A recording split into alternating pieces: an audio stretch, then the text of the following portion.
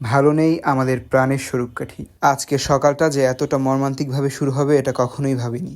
আজ ২০২৫ সালের ২৫ ফেব্রুয়ারি রোজ মঙ্গলবার স্বরূপকাঠির মিয়ারহাট বাজারে এক ভয়াবহ অগ্নিসংযোগ ঘটে।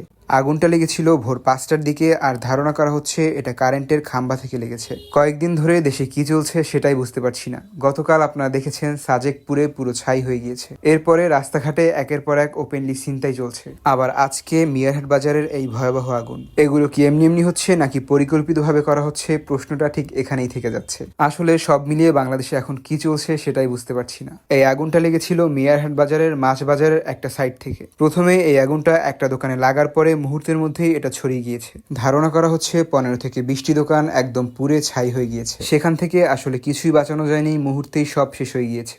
এখানে বিশেষ করে বড় বড় কয়েকটি মুদি দোকান, পাইকারি কসমেটিক্সের দোকান এবং বড় একটি রঙের দোকান সহ আরো অনেকগুলো দোকান পুড়ে ছাই হয়ে গিয়েছে। কয়েকদিন পরেই রমজান, এরপরে ঈদ, তাই বলা যায় সব দোকানে মালপাতি একদম ভরপুর ছিল। দেখুন মানুষের কি ভাগ্য, কালকেও যারা লাখ লাখ টাকার মালিক ছিল আজকে তারা পুরো নিঃস্ব হয়ে গিয়েছে। সবকিছুই মহান আল্লাহর ইচ্ছা, তবে তাদের জন্য দোয়া করি আল্লাহ যেন তাদের ধৈর্য ধারণ করার ক্ষমতা বাড়িয়ে দেন। এই আগুনটা ভোর ৫টার দিকে লেগেছিল আর এলাকার মানুষের অক্লান্ত পরিশ্রম এবং ফায়ার সার্ভিসের সহযোগিতায় সকাল ৯টার দিকে আগুনটা মোটামুটি একটা নিয়ন্ত্রণে আসে। মিয়ারহাট বাজারে আগুন লাগার ঘটনা কিন্তু এই প্রথম না, এর আগেও বহুবার এখানে আগুন লেগেছে। কিন্তু আমাদের দুর্ভাগ্য এটাই, স্বরূপকাঠি নদীর এই পারে কোনো ফায়ার সার্ভিসের টিম বা অফিস নেই, যার কারণে প্রতিবারই ফায়ার সার্ভিস টিম নদীর ওই পার থেকে আসতে আসতে আমাদের 70 থেকে 80% ক্ষয়ক্ষতি হয়ে যাচ্ছে। তাই আমি জোরদার দাবি জানাচ্ছি নদীর এই পারে একটা ফায়ার সার্ভিস অফিস স্থাপন করার জন্য। এবং যারা যারা আজকে আমার ভিডিওটি দেখছেন তারাও দয়া করে এই বিষয়ে সবাই কথা বলুন, তাহলে হয়তো আমরা এত কোটি কোটি টাকার ক্ষয়ক্ষতি থেকে কিছুটা হলেও রক্ষা পাবো।